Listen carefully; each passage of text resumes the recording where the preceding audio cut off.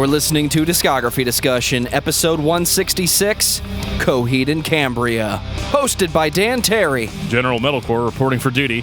David Van Zandt. Dan, your meathead is showing. And Joseph Wren. Excuse me, sir, I'm the Genre Police. Presented by discussmetal.com.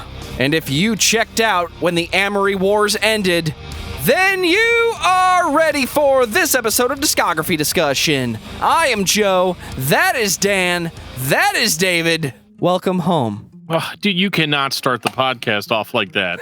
He tried it 3 times and he still did it. Look at it this Still way, does dude. We're all 3 at home. Social distancing is a thing. Apparently that doesn't apply to the liquor section of the gas station, but we'll manage. I mean, if we can't go on a beer run at any given time, I mean, what are we even doing here? What state do we even live in at that point? Well, I mean, we live in Missouri. David lives in Cali, Cali, baby. which means he probably makes more working at Starbucks than I do working on medical equipment in a day than I make in a week. Yeah, but like rent is probably like 3 times your mortgage. Yeah, cost of living. Yeah. That's actually probably really accurate if we look. Did we go through this? I was like, yeah. We were talking about the discussmetal.com credit card you sent me with the $4 limit. I was like, oh yeah, maybe I can get like a gallon of gas. And you're like, oh, we can get like 2 gallons of gas here. Oh, well, we got a new Patreon subscriber. Thank you, Tantalized Fungins. And so now the limit is like $4.50. Love it. Yeah. Also love that name. I always see him show up on Discord, man. Tantalized Funyuns, you're the man. Best Discord name ever. We got to talk about some COHEED, but first I want to read an email if that's cool. Got this email from Jonathan Humphreys. He's from St. Louis here with us. He goes, yo, dude, it's been a while. I hope you and yours have been safe and healthy. Have you guys considered doing an episode on Black Crown Initiate? Next to X-Toll, they're probably my favorite heavy band. They have a new album coming out in August, which means there will be a total of 1 EP and 3 full lengths, and that would be an amazing episode. That's a good recommendation because, yeah, there's enough albums for us to talk about. Nobody likes a 20-minute episode. That's not the only recommendation we got. AJF1 says, Mastodon! Mastodon! Dude, I'll go once around the sun. I don't got a problem. Satanic Puppy Overlord says, Heaven Shall Burn episode. That for sure needs to happen. I appreciate all these recommendations, too, because, like, I don't want to say we were running out of bands to talk about, because that's impossible, but this might sound crazy, but there are limits to bands that I've heard, at least all of their records of, so these recommendations are really helping us stay afloat, for surezies. You knew the well was drying up when we started doing rap and progressive emo episodes. Yeah, prog emo. I can't wait for us to drop that bomb on the listener. People are going to get so upset, dude.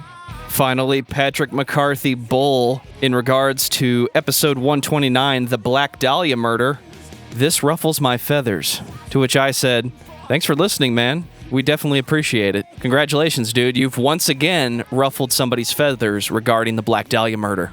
Yeah, it wasn't my intention at all. They were another band that I didn't really have a problem with. If I played a Black Dahlia Murder song for you right now, would you be able to identify which one it is? No, you wouldn't. Now, here's an even funnier joke. If I were to play a Haste the Day song right now for David, would he be able to identify it? Absolutely.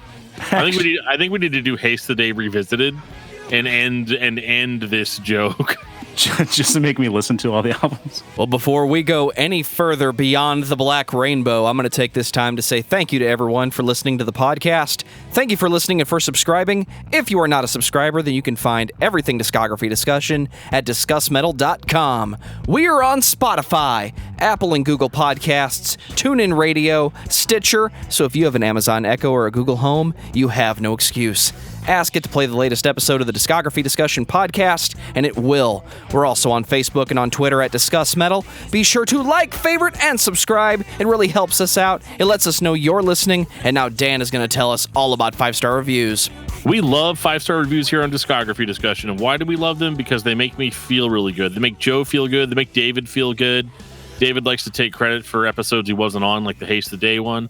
And you know, we just want to keep that thing rolling. So we love it when you guys share the episodes, you guys comment on the episodes. It always feels good to read a comment, get somebody else's opinion on something, or to even give us information on the show that we didn't cover in that episode. I like that stuff. I don't think you're being snarky or weird or anything. You have a thought about anything we said, just let me know what it is. Good, bad, and different. We love all of it, and thank you guys so much for that.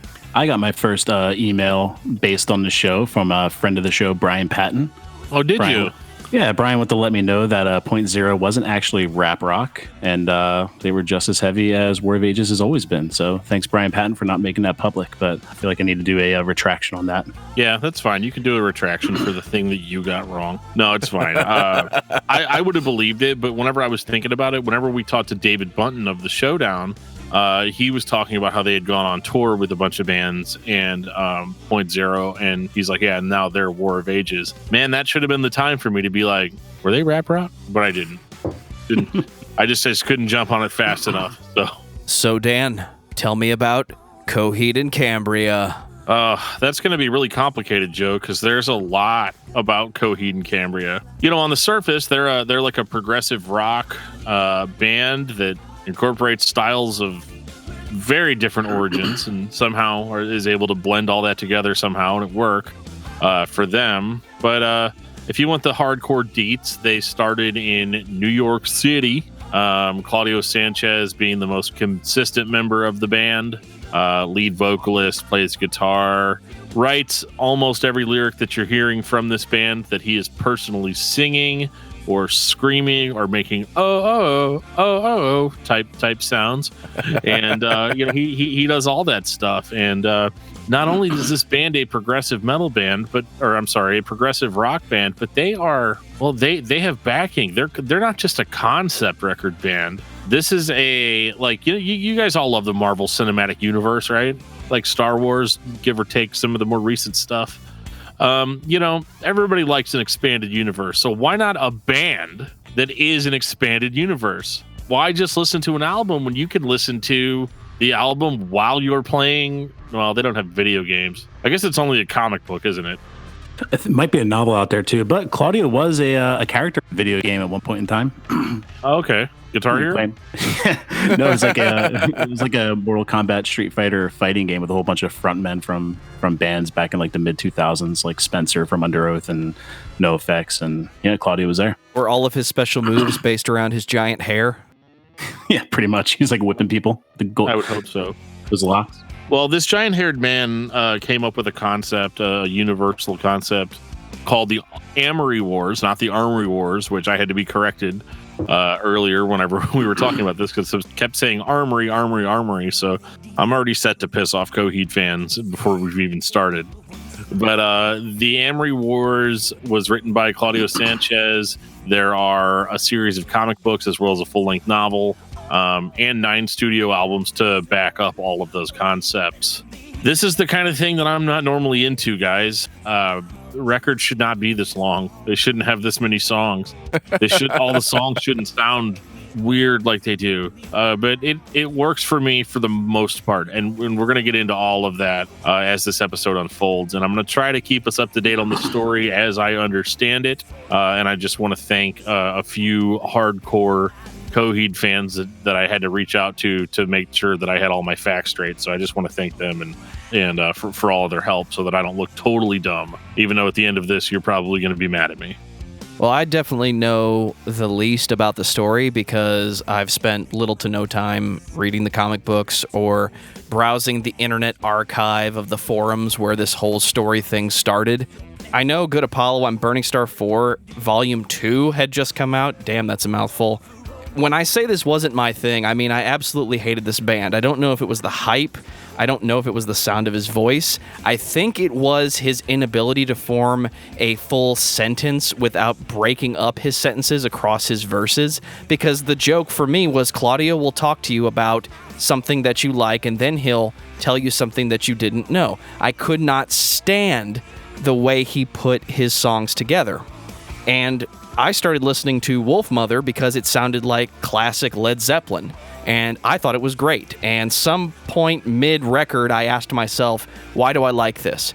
It's got classic rock feel, lo-fi drums in some places, and the vocals sound like old-school Led Zeppelin. That's basically what Claudio's doing because he really wants to be classic rock. He's mentioned on more than one occasion that he wishes he had grown up with his father's music. So at that moment, I asked myself, is there any justifiable reason why I listen to this and I don't listen to COHEED? The answer was no. I went and bought all the albums up to that point, and I've never looked back since. Yeah, I don't know. I have a bad thing like back in high school where if there was like a group of people that were really into a band and I didn't like that group of people, I kind of avoided that band. And that was Coheed for me. There was this band that always played in my high school.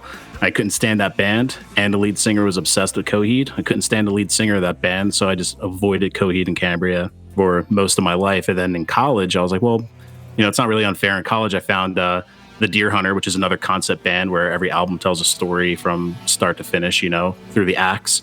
I was like, well, if I like The Deer Hunter, why don't I like Coheed and Cambria? And I went back and tried to listen to a couple tracks, and it's his voice, man. Claudio's voice, I just couldn't get past. And you're saying it sounds like Led Zeppelin. I compare it a little bit more to like Geddy Lee from Rush with like, that kind of that high pitched, the way he enunciates and all that stuff. And I love Rush, so I can't pinpoint why I don't like Coheed. So the first, you said that you know the least about the story. I definitely know way less, because the first time I ever heard any song from start to finish was 2 weeks ago when we started getting ready for this episode. But I will say, as the albums go on, my opinions change from front to back to forth a little bit. So we'll get into that in a little bit. I might be the odd one out on this one, and I don't want to give any spoilers away, but I'm definitely a big fan of the older material overall. So I guess let's get into it, guys. 2002, The Second Stage, Turbine Blade.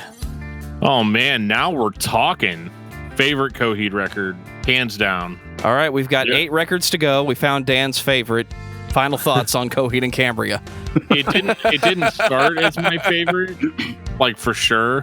Because I really, really, really like the third record, which is also titled 4, which makes no sense. But here we are. No, I really, really love Second Stage, The Turbine Blade. Well, I guess it makes sense because the first record's called Second Stage. It shouldn't be First Stage, The Turbine Blade. Anyway. I'm pretty sure the first stage was the fucking online fan fiction universe thing. I think it's Year of the Black Rainbow, because that's the prequel. So I think that's 1. And that's true. Shit. Yeah. There's a whole lot that goes into this story, and we're probably going to miss a lot of it, but I'm comfortable with that. If you guys are, sorry, Coheed fans, you guys probably already know the story, and we're not going to be able to tell it in a way that is probably going to be good. So I'll just give some summary to it, kind of as we go through the albums. Second Stage of the Turbine Blade starts off with Time Consumer, which is really kind of, it gives you a vibe that you really don't get for the rest of their discography. It's more of like an emo, like a downtrodden, kind of slower, pop punk influenced sort of sound. And there's all kinds of, and they expand from there. So they go from like pop punk to like hard rock to like maybe some harder edged emo stuff. And then they make a hilarious attempt at hardcore with Hearshot Kid Disaster. I'm not sure what they were going for. It's got to be the only Coheed breakdown that is there. So that's why it's my favorite song. That's why it's my favorite album. I mean, it's got to have breakdowns, right? Most people have heads, but I just have meat for a head. So that's just what happens. There's got to be breakdowns. Honestly, the first time I heard Coheed, the first Coheed song I ever heard was A Favor in House Atlantic, and I was like, turn this trash off immediately. And I didn't revisit, but I really like Claudio's voice on this record, especially because it's high, but it's not annoyingly high like it is on this next record. It's a little bit more subdued. It's a little bit more like with what I'm used to listening to. And once you start realizing that it's not an emo voice, like not like objectively, not really, it makes it a little bit. It really wants to be a fucking emo voice. It doesn't. I disagree 100%, especially when you take into account their later material.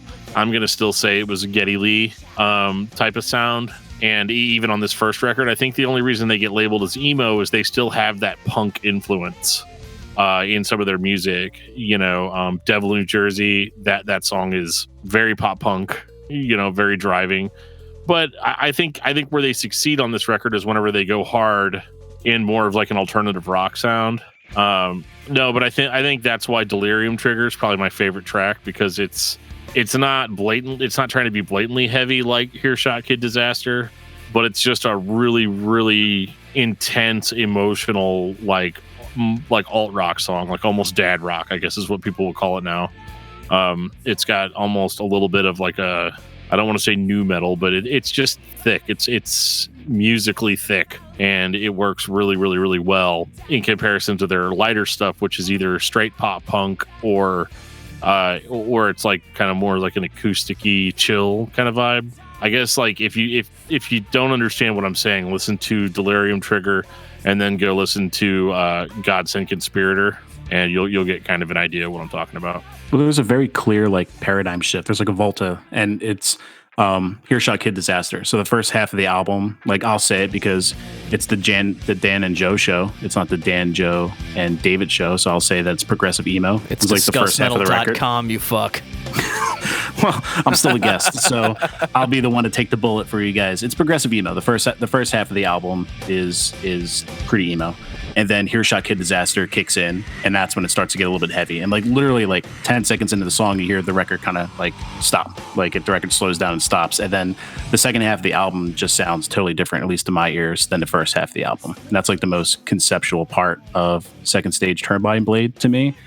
But like the first half, you get like, I don't know. And I'm sure people are going to get upset.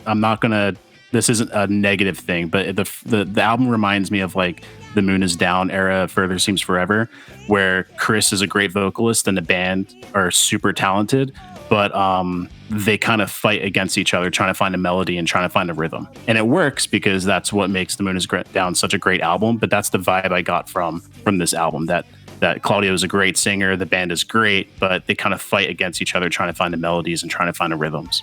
You know, had I not been so biased against this band back when they first came out, and I actually did listen to it when it dropped, I probably would have been a huge fan and followed their career the entire time. But without any nostalgia, it took me a long time to get into this first album as a whole. I totally understand what you're saying. I think I like it because it's more discordant, I guess, overall. I like it because it's a little harder edged than their stuff is going to become as it goes.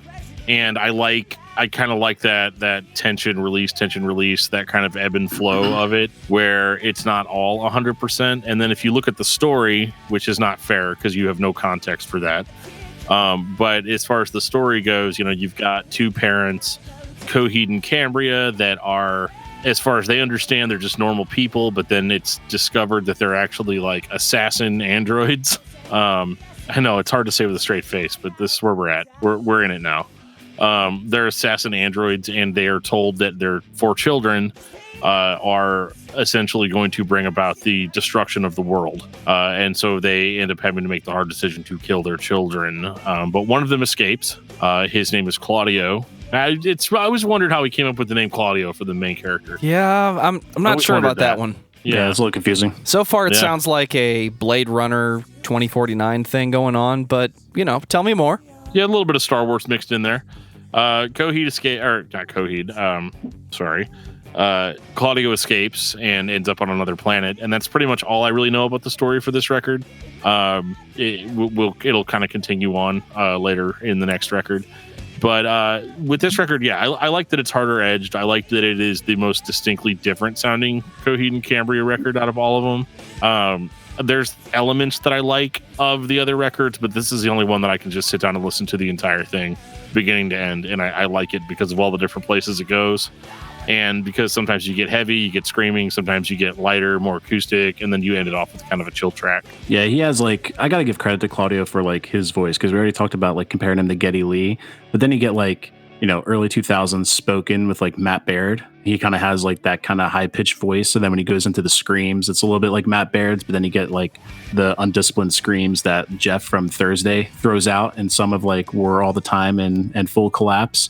I'm not sure if that's Claudio screaming, but just as the vocals in general, this first album, like I said, if there was a little bit more nostalgia to it for me, I probably would like it a lot more.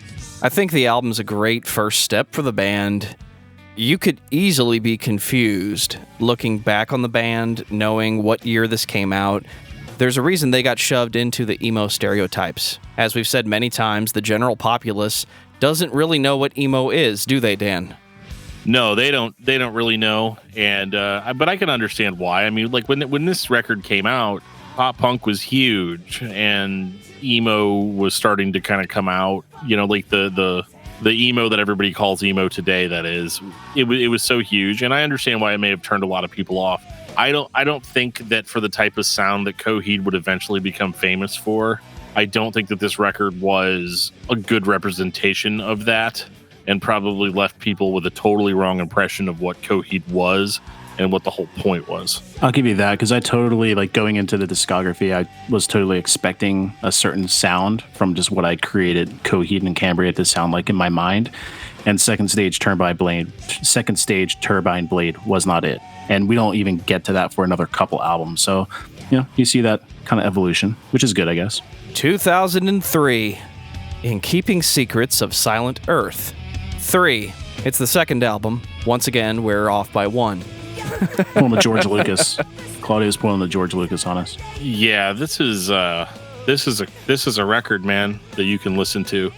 No, I actually do like this one quite a bit, especially the title track, which is just a big sweeping epic song, which they had never done before at this point. Like, I understand that, like, in the next record they're going to totally blow it completely out of the water with Welcome Home, but this is before we had that as reference.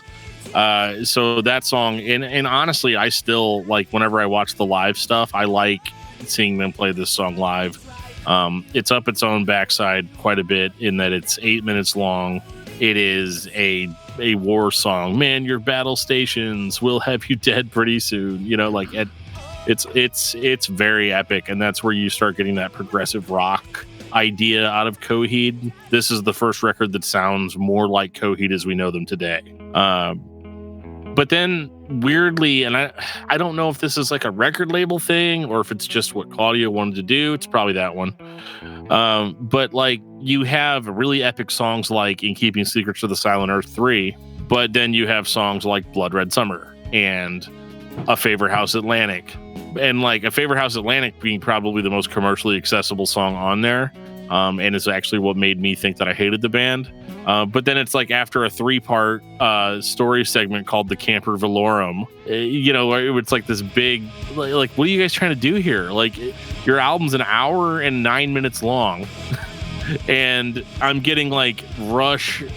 It's like Rush is playing a show, but then like every couple of minutes, like a pop punk band comes out and plays like 2 songs and then gets down, and then Rush gets back up on stage and starts playing. And it's just, it's a little disjointed in its presentation. I don't think that they were quite to, this is how we convey one emotion throughout a record. This is like, well, we've got this story, so we're going to write the lyrics about the story, but musically, I'm just going to basically play every single one of my influences on one record. And he definitely does. There is more than one example of this band in the studio on video where you see Claudio playing his guitar, sitting off to the side, basically guiding whoever was recording at the time on how the song was supposed to go and what they were supposed to play. The whole time he's playing something totally different, which tells me that he's making the shit up as he goes. But then they'd cut to him playing the fucking drum part. So I get the impression that Claudio's the kind of guy who says, well, I'm not getting the feeling that I want, so I'll just do it myself. But he does it very well on one instrument, not so well on other instruments, but that's the way he wants it to sound. So that disjointed sound, on one hand, feels like this is the best they could do, and they didn't have anybody who wanted to spend $5 million to make the album sound gigantic. So they just did the best they could and said, here's the parts that go here, here's the parts that go here, turn it up, turn it down, everything's fine. But then you have a more than competent guitar player playing less than competent drum parts. And he still does a very good job. The way you describe that reminds me of, like, I'm going to turn off all your metal listeners, which is most of your listeners, but like Brian Wilson in the studio when Beach Boys was recording Pet Sounds, of just him off in the corner orchestrating the entire thing, realizing he can't play a certain instrument and hiring someone to do it for him, but then still not being happy with anything that they're doing and then doing it himself eventually. You're not wrong. Eventually, that's what happens. It's funny, too, because whenever you pull up video of Coheed playing live during this portion of their career, the rest of the band is like trying to keep up. Like, Claudio's there, like, front and center with his guitar and the microphone, and he's amazing. Like, he was just as good then as he is now.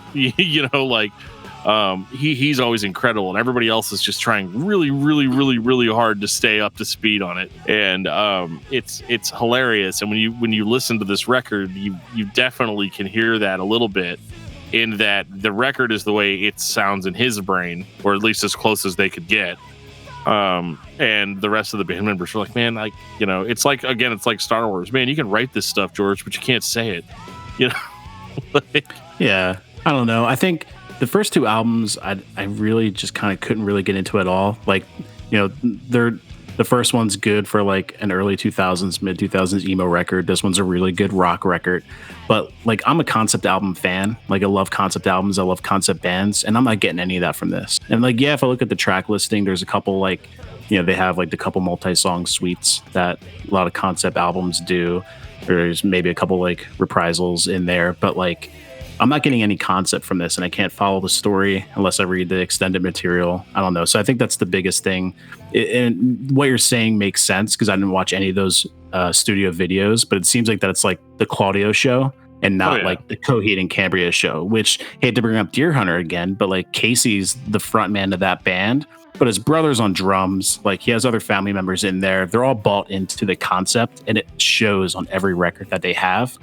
COHEED doesn't show that until we get to the next album. But these first two albums, I kind of always skipped over because it just didn't, like, I'm here for the concept, I'm here for the songs, and I want to feel it flow. And it just, I don't get that flow vibe from it. In Keeping Secrets of Silent Earth 3 has some of the most popular COHEED songs in the entire discography.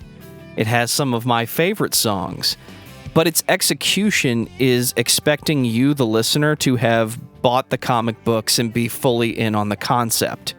I bring up the Harry Potter films again to illustrate the things that were not included in the movies that everybody that read the books knew about. So the little flaws in, like, the Goblet of Fire, the little story elements that don't really make sense, depending on who you watch the movie with, nobody questions it because they've already read the supplemental material. They read the original source. So I'm sure fans of this band were totally in on this record, even though it was the Claudio show. But listening to it as is, it doesn't flow very well at all. But it wants me to listen to it as if it's a concept album. It just doesn't flow that way. Well, yeah. So you guys are saying basically like these were just the songs that they wrote, and then at the last minute they were like, oh, we got to tie this into the story somehow, so we'll just write lyrics about the story and then move on from it. You guys are basically saying this maybe wasn't really it was a concept album in lyrics only. That's not really what I'm saying. All I'm saying is that I'm not getting the story from listening to the album. And to be honest, I didn't read the lyrics for the first two albums. So maybe if I'm sitting down reading the lyrics, I can get the concept from it. But just sitting down and listening to the music, I'm not going to get that until the next album. And I'll bring up, like you brought up Harry Potter, I'll bring up another pop culture thing. The game Destiny that came out a couple years ago, great game, great gameplay. One of the biggest things that had going against it is that the storyline was kind of whack, and it was kind of all across the board. But if you're someone like me that was pretty much obsessed with the game, I logged online and I read all the Grimoire cards that came with exploring the universe, and I got the story and it made sense to me. Right. But, people that didn't log on and take that extra step to read the supplemental material, they didn't get the storyline. So a lot of them kind of left the game on its haunches because they didn't want to invest in going deeper. So me, like I said with the last album, had I listened to it in the 2000s when it came out, I probably would have been bought in hook, line, and sinker. I would have bought the comic books because I'm a comic book fan myself. I always saw them on the shelf and I ignored them because I didn't like the band. But if I read the extended material and got into the story, I probably would have been so much more into the albums than I have been the past couple weeks listening to them with no nostalgia involved. That's fair. I think, like Joe said, some of the best COHEED songs are on this record. But it doesn't seem like the focus was to flow on this one. I mean, if that was the focus, great, but you guys didn't pull it off. You just didn't, and that's fine. Like I said, like the songs are good enough. I do feel the need to throw in a little bit of a story synopsis on this one. And again, this what I'm telling you guys right now is a combination of me talking to hardcore COHEED fans and reading some of the supplemental material that I could get my hands on. But I'm going to try to keep this as simple as possible. On this record, Claudio, so this takes place 10 years after the events of Second Stage Turbine Blade. Claudio was on a different planet called Shiloh's 10, and Claudio finds out that his entire family has been murdered and begins a quest for basically revenge. And the people that were trying to kill him and his family initially find out that Claudio has special powers. They have to stop him. Standard superhero story stuff.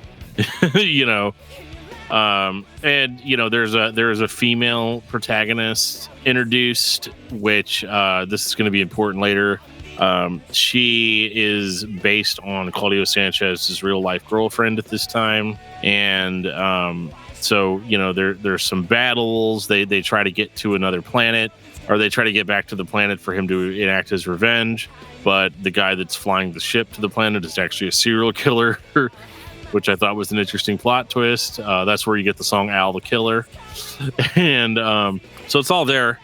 But basically, my understanding is that I guess they came back and there was another big battle. I could be wrong about that. And then that's kind of where the record ends off, that, like, you know, the stage is essentially set where Claudio is plotting revenge on the people that murdered his family. There's these evil forces that are trying to take over the world, and he's got to stop them. It's Star Wars. Like the first one we say was Blade Runner. This one's more like Star Wars. You must come with me to this other planet, Luke. You know, like, it's like, I mean, pretty much the same story, with a couple of weird things thrown in. Like, it's basically Star Wars if Han Solo turned out to be a serial killer before they got to Alderaan, you know? Good. Now that's a great movie. Yeah, that would have been an amazing plot twist. That's Solo 2, thought. one man could not have done this. Absolutely. And that's going to be important later. 2005. Good Apollo, I'm Burning Star 4, Volume 1, From Fear Through the Eyes of Madness. Oof, did you get all that out? I nailed it, dude. All right, guys. So if this is Star Wars, this is like Return of the Jedi, but with no teddy bears that fight machines and win.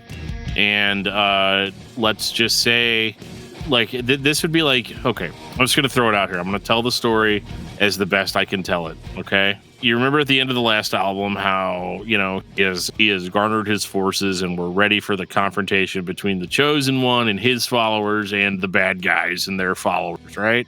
So they're going to fight. Oh, but see, something's going on in real life that the characters in the story don't know about. This girlfriend of Claudio, man, you know, she was not faithful. I mean, this happens. It sucks. It's terrible. It's terrible. So now at this point, Claudio starts drinking a lot and gets a little depressed. He's trying to write his story, right? He's trying to do the best he can. But the problem is this female protagonist, Ambelina, she's based off of this woman that was unfaithful to him. So what do? You get super drunk, and then an image of your 10-speed bicycle from when you were a child appears in front of you and says, dude, you got to kill her in the story. Like, you have to do it. I'm not even making this up, man. I'm not even making this up. A 10-speed bicycle? Yes, Dude, it is. 10 speed of God's blood and burial. This is. What did you think it was? Not a 10-speed bicycle, man. It's a 10-speed bicycle. Okay. And it's telling him, you've got to kill her. Oh, man. Dude, this is rough. This is like my favorite Coheed album, and you're just telling a story about it. It's about a 10-speed bicycle. Okay, so he decides that he has to kill Ambelina to properly end the story. But, you know, at the same time, like, these guys are ready to fight back in Storyland. So what do? So the writer enters the story. So Claudio enters the story. Yeah, so Claudio, so there's story. So now I have to make a differentiation. There is story Claudio and there is Claudio. Does he enter as Claudio, or does he have a different name? Well, they call him the writer, which is Claudio, you know. Got it. Right? Real life Claudio. Does he soar in on a giant, white, shining luck dragon screaming, Falcor? No, but that would be amazing.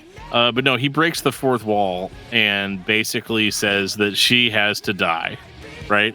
And so she is killed off in the story, right? So this is like the Matrix. Neo meets the fucking architect and he says, Neo, she has to die. Basically just like that. So the thing about it, though, is that Storio Claudio is not too stoked about the fact that this is happening.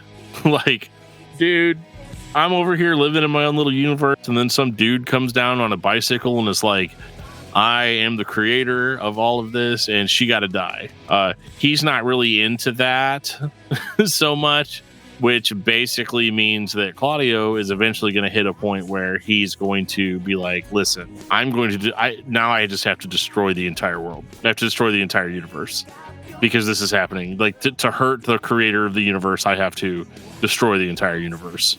And that's pretty much all I really got out of the story. I mean, and in more layman's terms, it's just like dude's writing a fantasy story, and he bases a character off of his girlfriend. Oh, that's really, really, really sweet. But then she cheats on him in real life, and then it's like, well, now my story's ruined. You know, like, this sucks. What am I going to do about this? But what you didn't account for is the fact that the story is self-aware, or the story thinks that it's actually for real, happening for realsies. And so the story gets pissed at you for wanting to kill people off for no reason, according to the story. So it's very convoluted. No, I was going to say stupid. I mean, I'm picturing like a space opera with all these dudes like on different planets with spaceships and all that, and then just a giant red-haired lion mane of a man comes rolling in on a 10-speed bicycle in the middle of the universe, says, hey man, I'm God, you need to kill your girl. No, dude, the bicycle showed up and said, you got to do it. Like, the actual bicycle. I'm speechless. Well, that's what happened in real bicycle life. Yeah, so the bicycle, so it's like, you know how everybody always talks about like the angel on your shoulder and the devil on your shoulder. What if instead of the devil, hear me out here, it's a 10-speed bicycle, right? And the bicycle's like, she gotta die. I mean, it's just the way that it is. And then it goes bling bling bling bling and rides off into the sunset. Yeah, this was rough. I mean, any way you slice it. I mean, this is like, can you imagine watching Return of the Jedi and like they're about to mount the final battle on the Death Star, you know, and the Emperor's all like, strike me down with your Jedi weapon. I can feel your anger. And it's all going like 100%, right? And then George Lucas just descends from nowhere on a 10-speed bicycle and is like, Princess Leia gotta die. Like, that's just I would have used a different female character, but back then there were not female characters in Star Wars, and other than Leia, so we have that going for. I guess that Mon Mothma lady, but she wasn't a main protagonist. Anyway, this is like a. See, I was gonna enter this album on this episode and say, hey guys, guess what? COHEED and Cambria wrote a concept album, because this is the first album that I actually got the concept vibe from. Like, hey, this is a story. It starts out with a reprise from the last album.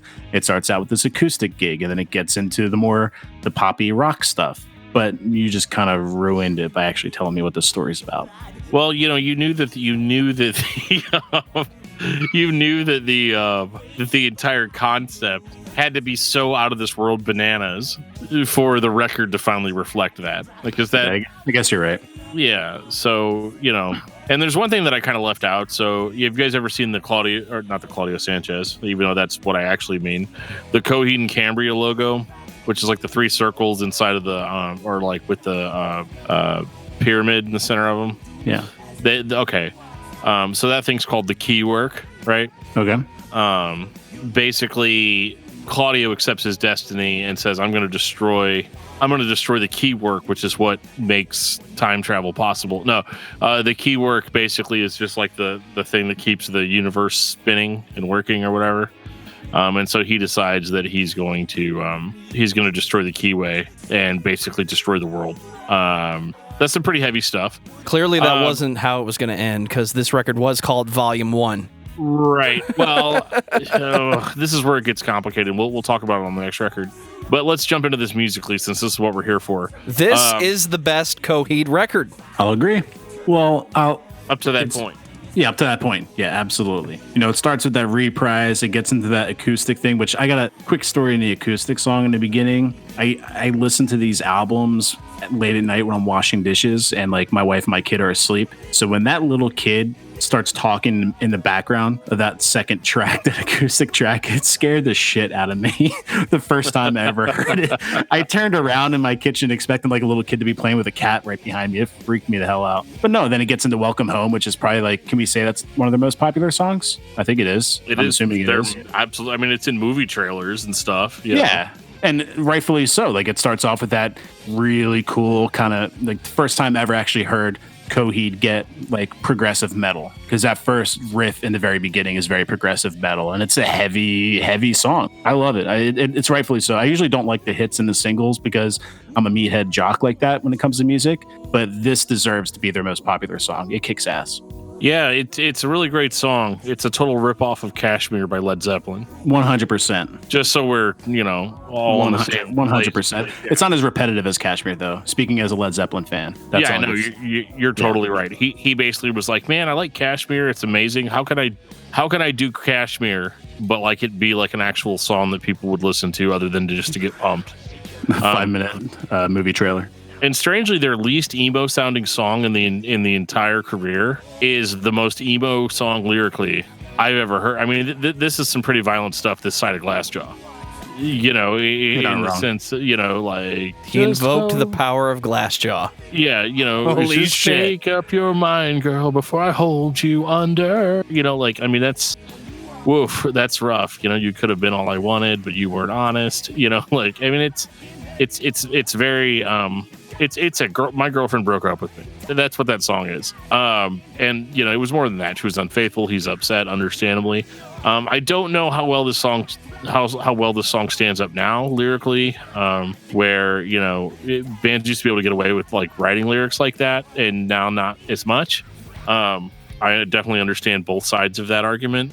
So send the hate mail to danandjoeshow@gmail.com. But I will say, this song for me, while it's fantastic, it doesn't sound like a Coheed song in the traditional sense. It's not what I'd been really into up to that point. So my favorite song on the record is actually Apollo 1, The Riding Rider. It just sounds way more Coheedy, if that's a word. I would have accepted Coheed-ish. I love 10-Speed and God's Blood and Burial. I know that's like ruined for you now because of the words 10-Speed. That's all I'm going to think about. It's part of the series. It's part of the story. I love the suffering. I love the telling truth and the final cut. But you're exactly proving my point. So you're saying that Welcome Home isn't as Coheedy, Coheed-ish, Coheed-esque as what you're used to, because you have the nostalgia factor of the first two albums coming into this. I have none of that. So Coheed-esque to me is Welcome Home, because pretty much from here on out, that's kind of what Claudio is shooting for. Makes sense. Like Welcome Home was a banger hit for them and put them on the map, if I can speak, 10 plus years later after it coming out. So why not shoot for that hype again? But that's what the Coheed sound is to me, is Welcome Home moving forward. And I think that 2005 changed what the Coheed sound was. Whatever they were shooting for in 2002, 2003, but couldn't quite get there, this record has just enough of that classic rock mentality with modern production that was arguably toned down for 2005. 2007, they're going to take everything they did on this record and just turn it up louder. But this record had a perfect balance of whatever that Coheed sound is. Whatever Claudio's got in his head, this record to me sounds the most like what that is, at least what I think that is. And I think Welcome Home was the gateway for a lot of people. It was one of the many gateways for me. And as we move forward, like you said, Dan, that's what they're shooting for. They're trying to write Welcome Home again. But they never do. Never do. Spoilers. If your favorite song by Coheed and Cambria is Welcome Home, you're going to be in a world of disappointment. Until Unheavenly Creatures. I think that album, spoiler alert, gets the closest to this album in level of like epicness and sound.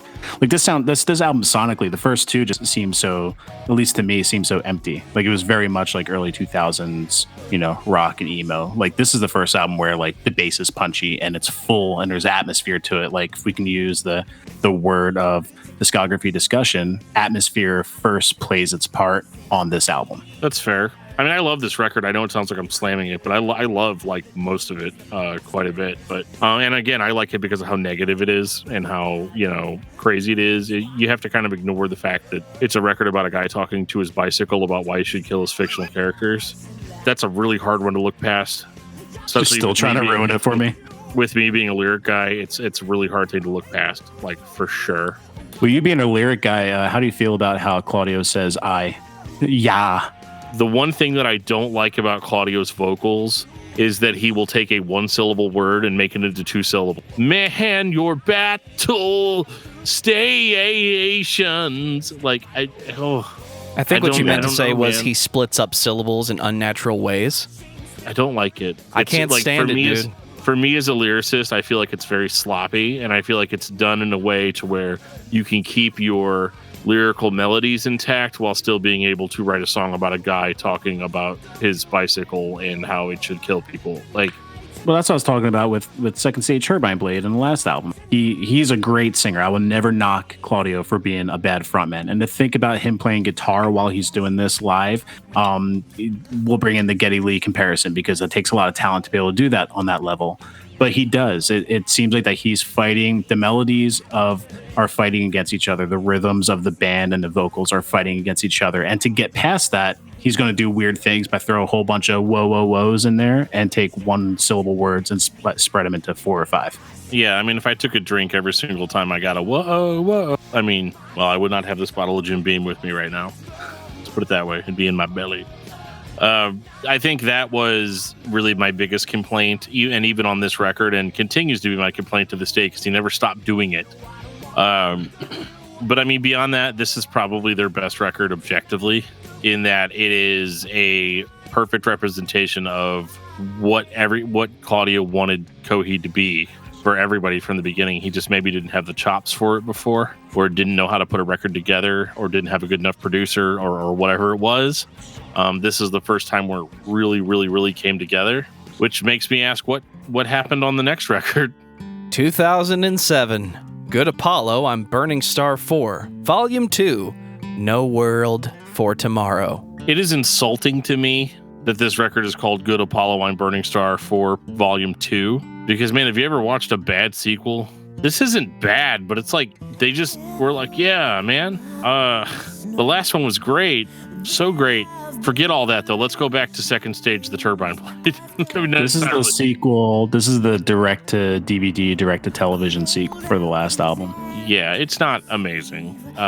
It's passable. Like, I really love tracks 9 through 13, the end complete. Like, I feel like that kind of completes the story as good as they could do it. Spoilers, pretty much like the universe is destroyed, or he tries to destroy the universe. I don't know. I got confused. I really paid hardcore attention to the story earlier on in this, and now I'm like, do I care about this at all? Because, like, you have to understand the stuff that I was being expected to digest in that last album about a bicycle talking to a dude about murdering somebody, like, not even a real person, but somebody in a story. I was like, do I really care about this? Like I thought I did. And I didn't, and that's just the way that it is. But this record just does not have the songs to support the concept that it's trying to present. They've gone full swing into more radio friendly rock songs. I thought Running Free was okay. I thought Mother Superior was okay, and like I said, I liked even the title track of No World for Tomorrow isn't bad, but it's like not even half as good. It's not half as good as the last record was. Yeah, the last 5 tracks are good too. Like I'm a sucker for those multi-part suite, and the last 5 tracks kind of deliver on that. Again, you get the concept feel from this album, so there's nothing inherently bad about it. But if I was a Coheed fan back then and we went from the last album to this, I probably would have maybe have jumped off the ship a little bit, because it just doesn't deliver the way that the last one does. And it is, I think it's not as radio rock friendly as the next album, which we'll get into my opinion on the next album. But this one is very much, it's starting to get there. which is why maybe this is when I tried to get into COHEED and Cambria in college when this album came out, and rightfully so, it didn't catch me. I'm going to take a stab to it why I think it was so bad.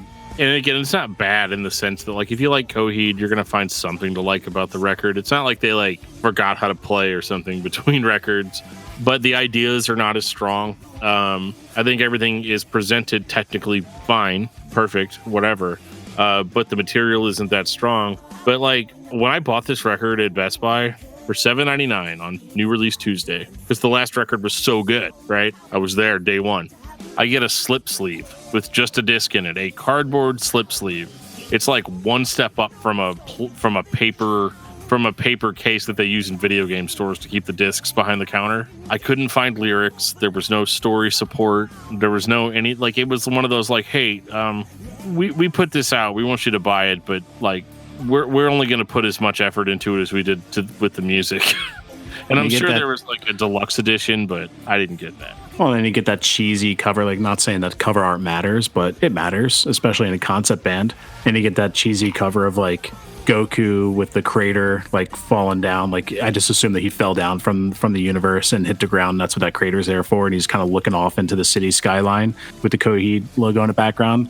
I don't know. Compared to some of the other COHEED records, that album wouldn't make me buy it had I not listened to the band before. Absolutely, yeah. It just, I don't know, man. It falls flat. I really wish I could put my finger on it, and I feel like this is the moment where I was like, well, maybe I don't like this band as much as I thought I did, because they're not doing anything blatantly different than what they've done before. But again, the material, the choices made, just don't hit with me. It's the same way I felt about Become the Archetypes Physics of Fire record, which was like a huge concept record and all that. But then you go back and look at Terminate Damnation and you're like, wow, the material on this is way stronger than on this record. This record's not bad. Like, objectively, it's not bad, but it's not, the songs don't stick with me. I don't remember any of it. And I just, that's how I feel about this record 100%. So just go back and listen to that record, or go back and listen to that episode, and then come back and, it'll be the exact same conversation. Are you going to say that this album's metalcore too? No. But I mean, they were a metalcore band. Anyway. Just listening to the record and the music for a second, I like Claudio's style of playing melodies like he's a rhythm guitarist that does not have a supporting lead player. He strings melodies together with subharmonics and open droning strings, basically plays guitar the way Lemmy plays bass. But at its core, he's just playing rhythmic melodies without overly indulgent lead guitar playing. He has those moments, but he's not bending 17 strings like Queen would, or shredding a fucking solo like Iron Maiden would. I mean, not on this record. We'll get to that. Okay. So when I listen to the music, I think this is somebody who has really good ideas, who is trying to follow a theme tonally, but then the vocals take me out of it on this one. The vocals on this record fully represent my previous opinion about the band, that you can have a good voice and you can sing, but you cannot construct a verse to save your life. It sounds like he wrote everything down on a piece of paper, stood in front of the mic, and just sang the melody while reciting the words, and wherever it landed, that's where it landed. It doesn't sound like there was effort put into the songs. It sounds like the songs existed, and he added vocals to it. But then he does the come on thing in The Hound, and the Running Free Millennial WAP, I think that's called now. The that bullshit that was happening in 2007. I love it. It's entertaining, but I'm not hearing a definitive composition like I was with Welcome Home or In Keeping Secrets of Silent Earth, Hearshot. I'm not hearing those songs that, to me, represent the band. I'm just hearing another entry in the ongoing existence, and this record to me is the first real step down, and it was a big step down compared to the last one. Yeah, I mean, it's not going to get any better anytime soon. And I think that's the thing that really killed me is that, I just don't remember really anything about that record. And I've listened to it very recently, and it still just doesn't stand out to me. It's not the record that I would go to.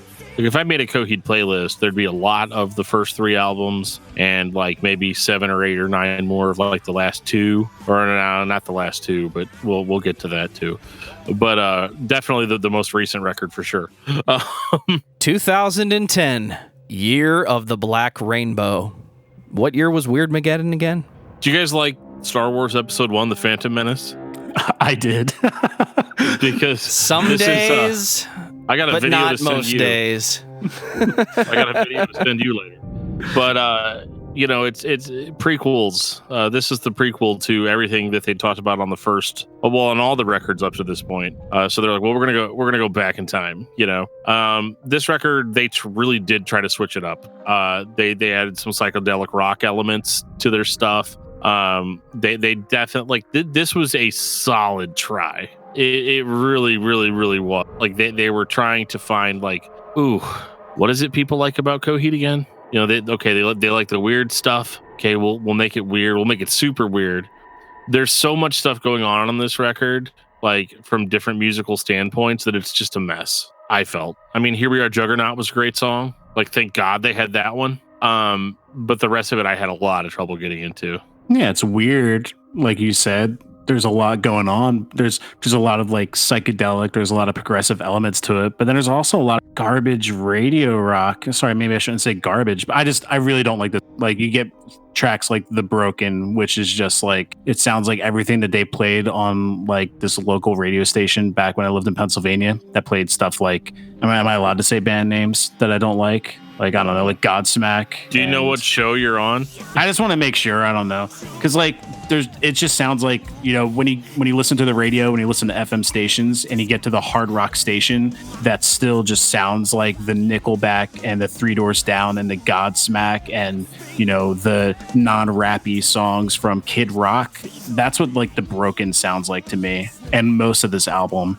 And yeah, there's progressive elements to it. There's some weird elements to it, but nothing that's intriguing enough for me to say, hey, I'm going to go put on Year of the Black Rainbow and enjoy it, because every time I listened through it the past 2 weeks, I kept on skipping. Yeah, I mean, you're basically describing our local alternative rock station. And our classic rock station. They're so stuck in the past. Like, our local station claims to be the new rock station, but they play Soundgarden, and they play Temple of the Dog, and they play Nirvana, and they play Bush, and just a lot of butt rock. This was kind of their first foray into butt rock, or dad rock as people call it. It's that music that's like harder edge than your classic rock, but it's just not particularly riveting. And keep in mind, you're trying to take dad rock and you're trying to mix it with psychedelic elements, and what you get is just a mess. You get a feeling that, like, okay, guys, we had a really big, massive hit with Welcome Home, which was a more classic rock influenced type of song. We got to do that again, or people are going to stop listening to this band. Like, they had their diehards.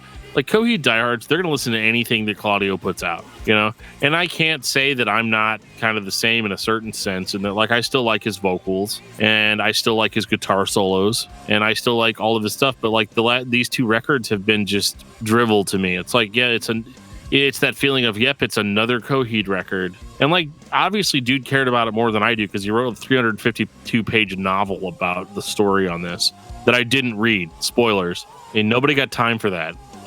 It's just too much.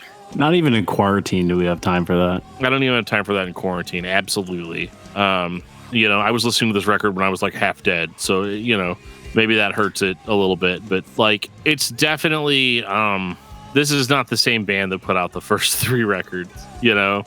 Same dude probably wrote every single bit of it, but he's reaching, I think, too hard for things that aren't really his forte. And I mean, the record didn't do well critically, obviously. It's just one of those records that, like, yeah, I mean, you can listen to it, and that's fine. Here We Are Juggernaut's kind of cool. But beyond that, I mean, that's all that record is to me, is Here We Are Juggernaut. Sorry. I tried really hard. I really did. Who wants to explain to Joe who the Afterman is? The Afterman. He's about to make a few appearances. Yeah. This is different. 2012, the Afterman Ascension. Where's he going? He's going up! He's going up to the key work. The key work? Yeah. What the actual fuck is the key work? I dug this album. I told you what the key work was. Weren't you paying attention? Oh, that's logo, right, man. This is the It's thing like the flux on capacitor of the COHEED universe. It keeps the universe in check, right? Is that what the flux capacitor does? Well, no, the flux capacitor is just just what makes time travel possible. Shit. Marty, I was hanging your clock, and then I slipped and I hit my head on the toilet, and then I had a vision of this, the flux capacitor, which is what makes time travel possible. After I fell off my toilet, After I wrote fell this off song. a 10-speed bicycle. Oh shit! Brought it back around. Well, this isn't about any of that crap. Okay, so this is a story. This is two concept records. They're basically the same record. This is like a showbread anorexia nervosa type of situation here, except the records didn't come out on the same day. But the Aftermen follows the adventures of a guy named Sirius Armory, and he basically journeys, assuming in space, to the key work to figure out how it works. And when he's there, he's inhabited by a whole bunch of it says key entities, but they're more like spirits. So this goes into more of like a metaphysical territory where his consciousness is held up by these spirits, and he basically is helping these spirits cross over to the other plane of existence or something like that. It's hard. It sounds like a bunch of crap to me, but it's sci-fi, so like let's have it. Basically, this entire first record is about of the concept is about him being up in the key work and finding out how it works, and at the same time he's helping these lost souls cross over. And while all of that's going on, he he has a wife at home where basically this dude got trapped all up in the key work, and they just assumed that he was dead. So everybody back at home just assumed that he was dead. So his wife, eventually was like, okay, he's dead. That's terrible. And she grieved, and then she moved on. Right. But this record sticks mostly to the story of him being in the key work and finding out how it works. I'm not going to get too much deeper into that. This record's like way better than the last one. Did anybody else catch that? Dude, this record is, both of them, I consider them one. The Afterman is just, Coheed's back. And this is the first time that I was like, cool, I'm going to go back and listen to these records. They're phenomenal. Yeah, they're absolutely fantastic. I mean, we are like what they were trying to do with the first three records, but they've actually like had years of experience and actual good ideas that don't involve bicycles and drinking. And I'm gonna stop making that joke now, but like it's definitely it's almost seems more on brand for Coheed. The story itself about a guy being in the keyway and helping souls cross over is not as generic as the original story, which obviously borrowed elements from Star Wars and The Matrix and Blade Runner and all of these things. This seemed a lot more original and easy to kind of digest. But musically, it's progressive rock that's interesting and it's memorable. Like Mothers of Men, The Afterman, those were great. I also really liked that this is a 2-part record, but each part isn't 72 minutes long. I think that's the key. I feel like for the last two records, no pun intended, but the last two records, they were just trying to fill up space because it's like, well, we're Coheed and Cambria. We have to release an album that's an hour 10, and on this record, I mean, they still do that, but since it's two records, I actually really like the second half of it, Dissension, where basically he escapes the key work and goes back to his planet and meets up with his wife, and his wife has already moved on, and so they sit there and then they talk about it, and it's like really sad. And then but then like she dies in a car crash like immediately after that, and then he goes back to the keyway to help her soul cross over like after that happens. And so it's kind of a tragic like love story type of thing, and with a good sci-fi flavor to it. The music supports it really well. You know, we're no longer at a point where we're questioning whether or not this band knows how to write a concept record. You know, like these songs flow. They keep certain motifs that come back. One thing I like too is that the suites are broke up. It's not just a solid gauntlet of like 8 songs or 5 songs or something. They break it up. They go different places in the story, much like you would do in a movie, cutting to different characters and different scenes. Yeah, I like how it's like the record starts out with like him talking to whoever Mother is, which I'm assuming is like kind of like an AI on whatever he's traveling with, or yes. Yeah. So he's like, "Mother, are you awake?" She's like, I'm always awake, child. Like I like that, and like he keeps on talking to her. Then in his dissension, yeah, I'm always awake. But then like, you know, what's the survival rate? And she's like, you know, 30%. You know, is this what love is? You know, why are you doing this? I don't understand this about the human race. Like, I love that concept part. It actually makes it feel like a concept album. Actually, before I Googled it, I thought that these 2 albums were separate from the Amory War saga. I thought it was kind of like its own little thing inside, which it kind of is. It's its own little story that takes place in the same universe, but you know, different timeline. It's like the Mandalorian of the Amory Wars. You know, exactly. Yeah, where it's like actually better than the main entries at this point. That was definitely a rumor for a time. Like, oh, Coheed dropped the Amory Wars. Well, they dropped the Claudio story a little bit, but they stayed in the same universe. Dude, but kudos to him. Like this whole record, like everything that we were kind of jabbing at Claudio for up to this point, he just knocks out of the park. Like he still has the high-pitched vocals, but they're used in a way that actually makes sense because he mixes it in with like a lower register, not so much of like the forced screams. I don't know. Just his whole performance, I think, is spot on both of these albums. I loved his pitch shifted deeper vocals that were at the end of Good Apollo Volume 1. And he kind of brings some of those back for this one, and I love the way that sounds. Like it's very unique. You know, Nobody's ever going to sound like that.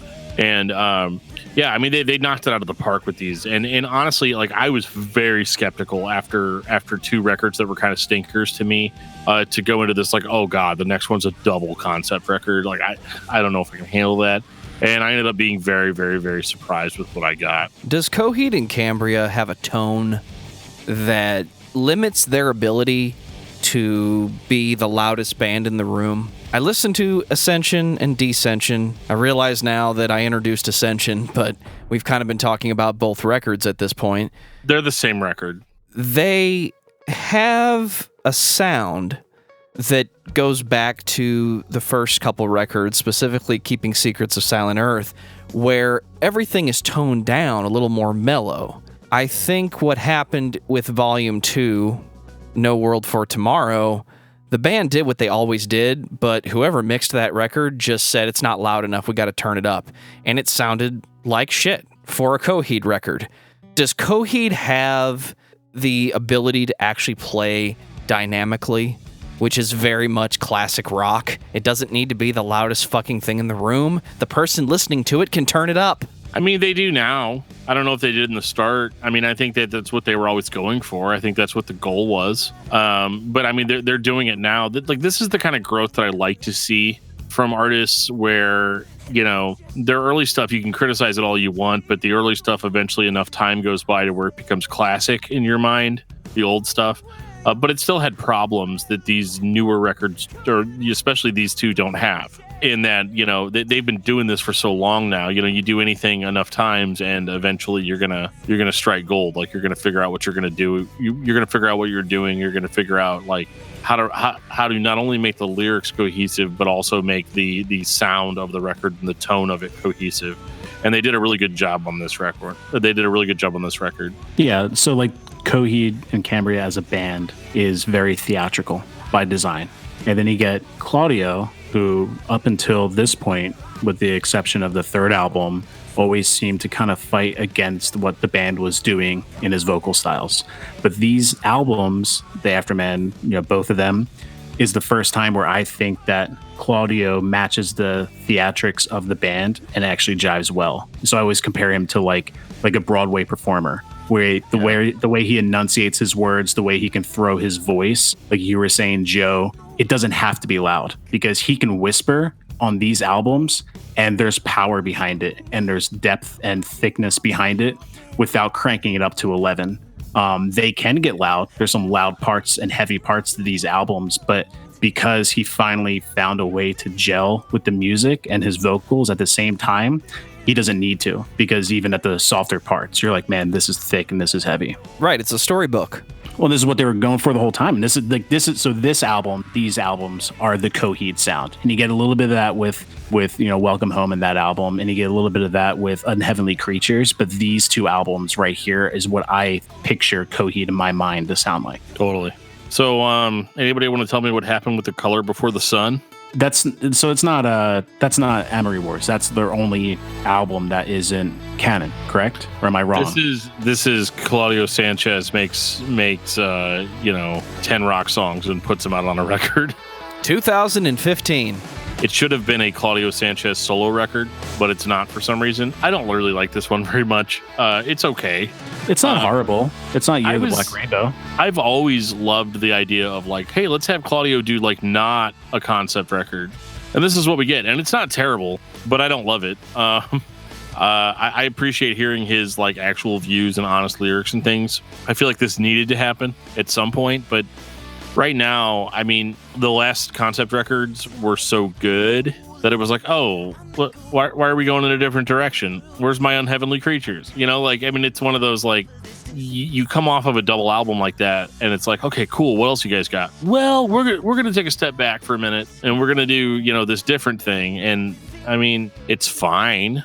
The Island's a great song. The Island is a great song. The Island that's like one of the greatest like opening tracks to a rock album that we have in recent memory. And I like to think of it as like a concept of that movie with Scarlett Johansson and who was that? Not Ewan McGregor, Jude Law, called The Island. Where like, oh yeah, I love that movie. Me and my wife both love that movie. Yeah, oh, it's great. Yeah, and I just picture it as like this is the concept of that movie. Few too many chase scenes on that one, but yeah, because you got to escape the island. Right. Get off the island. My favorite track was Atlas. I just like that song a lot, but like, I appreciated that this was kind of brief though. We didn't get like 4 albums of just Claudio the record. We got a 47-minute rock album, which is totally fine. It's not too long. It doesn't overstay its welcome, and it was fine. It's just not what I wanted. I don't think any fan of Coheed and Cambria wants a record where they're not in the Amory War universe. But as a record, this sounds like either B-sides he had in his head that just didn't fit within the story, or he just played a bunch of songs and said, guys, let's make a record. I don't think you want Claudio Sanchez, the solo album, because then that takes away from Coheed and Cambria. That sword is sharp on both sides. You can either get a Coheed record that doesn't fall within the concept, or you can get the solo album that nobody takes seriously because it's a solo album. I think in his mind, it's still Coheed because Coheed is his band. Absolutely. Well, there you go. We talked about that one.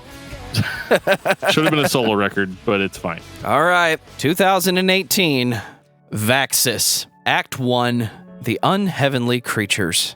Now we're talking. This is an album, man. This is such a good album. This one's like way heavier than they've gone in a while. It's darker. It's heavy. I mean, I was as a fan, I would be with this record. I don't know anything about the concept yet. I'm going to have to dig into that further, but there's only so much time in a week, guys. Come on. This was, so good, man. Dark Sentencer, starting the record out at a 7-minute song. And that's the kind of thing that would normally make me roll my eyes immediately. 7 minutes, first actual song? No, not doing it. No, Dark Sentencer was awesome. And there's a prologue right before that you can't skip over because it's like, dude, it's such an epic prologue with like the piano parts and it gets really dark. I think Dark Sentencer reminds me of that one. What was that popular Avenged Sevenfold? Hail to the King with like that. Yeah. Chug. Like, dude, such an awesome album opener. Absolutely. Dude, this one gives me a Flash Gordon vibe. I don't know what you're talking about. I feel like Ming is about to come out through the fucking doorway. I mean, this is the only one that I don't have a physical copy of. So I haven't had a chance to read the lyrics, and I would love to know what the concept is or whatever. I'm a little nervous that it's Act 1 because, we're going to eventually have an Act 2, and Probably in Act 5. What if I hate that? Yeah. What if it goes on to Act 7? We come back in like 2027 to talk about Act 7. That's what every fan wants, Dan. That is what every fan wants. Like, let's be honest. Nighttime Walkers, awesome. Old Flames, Lucky Stars. I mean, all the songs have like it's everything that you've ever gotten from Coheed before, but better. Like it's more focused. Even the poppier stuff, like Love Protocol, is more of a poppier song, kind of like the first 2 albums that Coheed put out, but it just gels so much better. Totally. And I hate to always talk about the album cover, but like this one with the 2 characters embracing each other and the futuristic armor with like the giant center on fire behind them gave me like a Final Fantasy VII vibe to it. Totally. Anyone else get that? Absolutely. Yeah. No, I can see that for sure. I mean, the boys did it again. I mean, there's no other way to say it. They did a fantastic job on this record, and I wish I had more to say about it. It's the one that I've spent the least time with. Because I mean, I don't know if you guys have ever tried listening to 9 albums in a week, but you to a certain point you start feeling like you're just getting through it. But this was a really nice way to end it off for me. Because I didn't hate it. Usually when I get to a band's last record, I'm like on a totally different planet than I was when I started, which actually is probably true of this record, conceptually. But you know, I enjoy the concepts now. I've heard Coheed without a concept and I didn't love it. This album makes you excited for what the future has in store. Like, not being a fan of the band for the past, however long they've been around. Now, after listening to their whole discography and then hearing this album, I want to know what's coming next. Totally. Final thoughts on Coheed and Cambria. David Van Zandt. Thanks for the intro. Yeah, I think I just said it. Like, I wasn't a fan. I have zero nostalgia coming into this band. It was a lot of what I was expecting of liking some, not liking others. I feel like that as a discography, it's not a start to finish, balls to the wall banger. There's a lot of skips in here, but if Unheavenly Creatures is what Claudio has up his sleeve for the future, then I'm on board, at least until I get disappointed with Act 2. Dan, what about you? Well, firstly, I did not think that you were going to say sleeve, so I'm happy that you said sleeve. For me, I'm always going to point at those first 3 records and say this is as good as it ever got, but I'm not being 100% honest. Coheed's a band that even in 2020 you should be paying attention to. They're going to challenge your ideas. They're going to challenge your ideas on what you think progressive music is and what bands that you think are allowed to be progressive. So yeah, I mean, I think you should check it out. Maybe not all of it. I would say definitely follow this episode as a guide if you're the kind of music fans that we seem to be. You're going to know where the highs and lows are. I haven't been actively listening to this band for probably 10 years at this point, but I like what I'm hearing with the newer records. I like that the band is actually growing from a composition standpoint. So if I reach for a Coheed record, I'm going to reach for the old school In Keeping Secrets of Silent Earth or Good Apollo Volume 1. But then I listen to the Unheavenly Creatures and I think, okay, so if Coheed comes to town, I might spend some money and go see that band play live because I'm not convinced they're just going to show up and play their hits. I don't think Coheed is a band that has hits in 2020. They have songs that they are very much known for, but this is in 2008. We're going to go see Coheed, and they're going to play a set list of their greatest hits from the past 4 records. I think if you like progressive rock, if you're a fan of classic-sounding rock bands, or even that old-school sound, like, say, a Blue Oyster Cult or Rush, Led Zeppelin, then you need to listen to Coheed because the elements are there. And if you stick around long enough, you might start to really like the story of the artist and the composer who grew from somebody who really liked that old school music to somebody who can actually sit down and put good records together.